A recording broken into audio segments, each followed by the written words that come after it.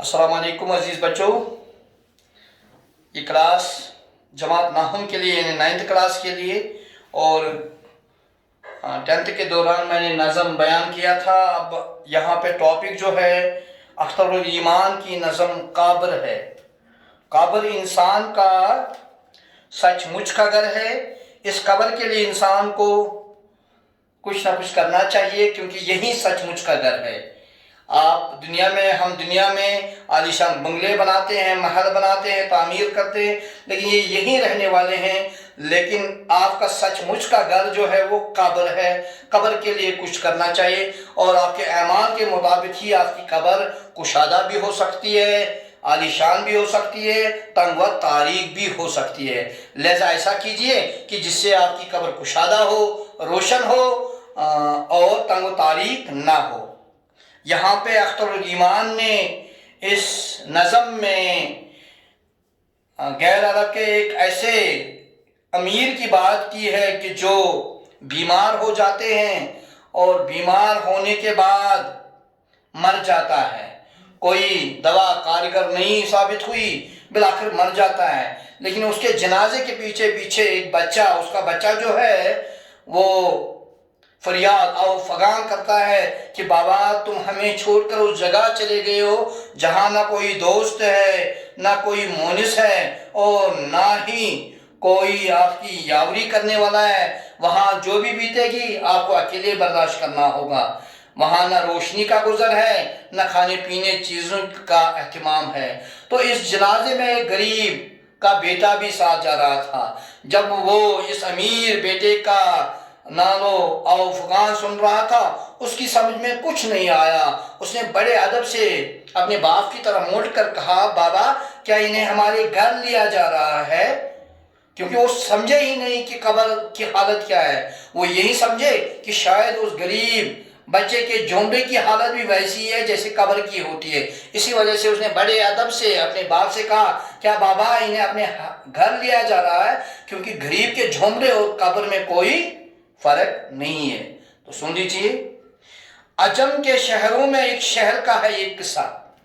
अख्तरुल ईमान लिखते हैं कि मैं तुम्हें ये जो किस्सा बता रहा हूँ ये अजम के शहरों में से, अजम गैर अरब को कहते हैं, स्पेशली ईरान के लिए इस्तेमाल होता है। यानी ईरान के एक शहर का किस्सा बता रहा हूँ। ये रफ्त व बुअत का एक सिलसिला जो कायम है। दुनिया में आना जाना जो है, जिंदगी और मौत जो है, ये अबुद से ये सिलसिला जारी है। लोग इस कायनात में आए और यहाँ से वापस चले गए। बंवर में जिसकी एक चीज डूब जाती है, हर एक चीज डूब जाती है। बंवर किरदार को कहते हैं। बंवर उस जगह को कहते हैं दरिया में जब पानी बहता है, जहाँ बहुत ज्यादा गहराई होती है, वहाँ पानी दायरे की शक्ल में बहता है और उस गिरदार में, उस बंवर में जो चीज फंस जाती है वो डूब जाती है। उसका यकीनन डूब जाना यकीनी तौर पे होता है। यानी मतलब ये कि उसकी हर एक चीज बंवर में फंस गई, गिरदार में फंस गई, डूब गई। सुना है इसमें किसी कस्बे का रईस बड़ा, रईस अमीर को कहते हैं। मैंने सुना है, यानी अख्तरुल ईमान लिखते हैं कि मैंने सुना है कि शहर के किसी कस्बे में एक बहुत बड़ा रईस रहता था। फंसा कुछ ऐसा कोई चाल कारीगर ना हुई, वो इस तरह जिंदगी में फंस गया, बीमार हुआ और कोई भी तदबीर कामयाब नहीं हुई, मुनासिब नहीं हुई। हर एक तबी मदद, हर दवा इलाज गर्ज। यानी मकसद ये है कि तभी इमदाद वहां पहुंचाई गई, दवा इलाज व मुआवजा किया गया। दवा वाहिद है, अदविया इसका जमा है, अदवियात इसका जमुल जमा है। यानी हर किस्म का इलाज किया गया, हर किस्म के डॉक्टर्स को बुलाया गया। वो सब जो कब्जा इंसान मुमकिनात में था, यानी जो इंसान के कब्जा में था, मुमकिन में था। मुमकिनात जमुल जमा है मुमकिन का, मुमकिन का जमा इम्कान है और मुमकिनात इसका जमुल जमा है। यानी जो इंसान के कब्जा में था, जो इंसान में मुमकिन था, वो सब कुछ किया गया। तमाम मसीहा करीब दूर जो थे, मसीहा वर्ड मसीहा यूज हुआ है। मसीहा मीन्स مردوں کو زندہ کرنے والا، یہ عیسیٰ علیہ السلام کا لقب ہے جو مردوں کو زندہ کرتے تھے۔ عیسیٰ علیہ السلام کے زمانے میں بڑے بڑے ڈاکٹرز پیدا ہوئے تھے جو اپنے آپ کو ان الحق کہتے تھے، یعنی وہ صرف بیماروں کو ٹھیک کرتے تھے، بیماروں کو ٹھیک کرنے کے بعد وہ ان الحق کہنے لگے، یعنی میں خدا ہوں کہنے لگے۔ تو اللہ نے ان کا قلعہ کما کرنے کے لیے، ان کو خاتمہ کرنے کے لیے عیسیٰ علیہ السلام کو مسیحا بنا کے بھیجا۔ مسیحا مینس مردوں کو زندہ کرنے والا۔ وہ تو صرف بیماروں کو ٹھیک کرتے تھے، لیکن عیسیٰ تو مردوں کو زندہ کرتے تھے۔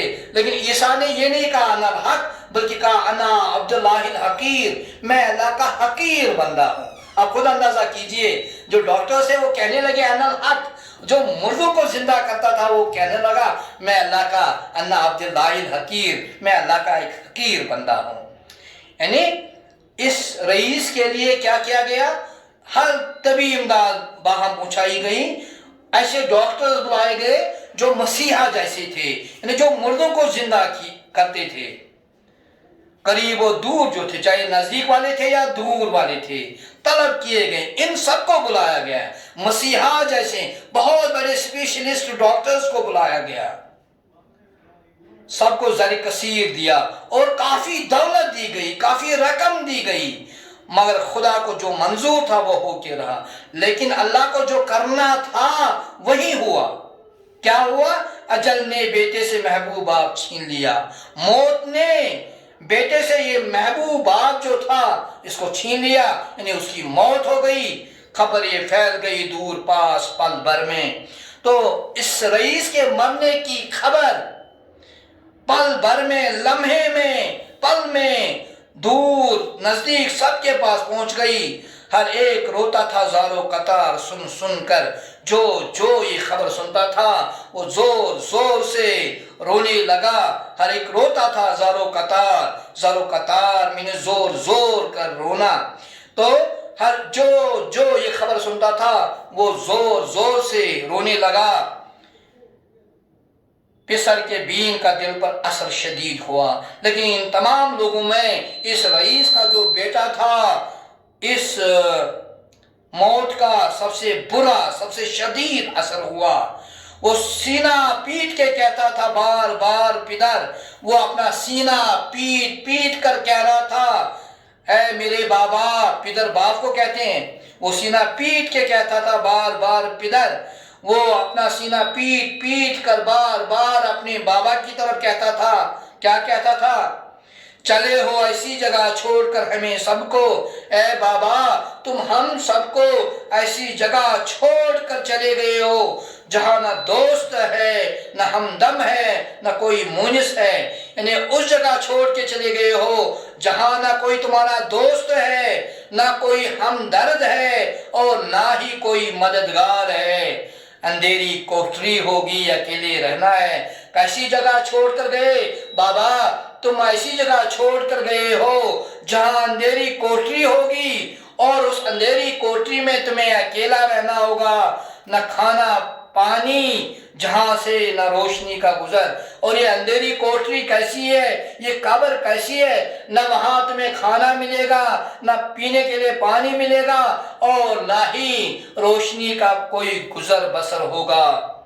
وہاں پہ جیسے بھی گزرے گی خود ہی سہنا ہے، وہاں جو بھی آپ پہ بیتے گی آپ کو اکیلے برداشت کرنا ہوگا۔